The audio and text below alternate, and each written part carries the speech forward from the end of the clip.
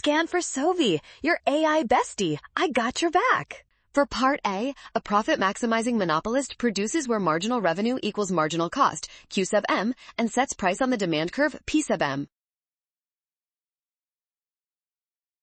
Total cost, ATC, must be below P sub M at Q sub M. Deadweight loss is the area between demand and MC from Q sub M to the allocatively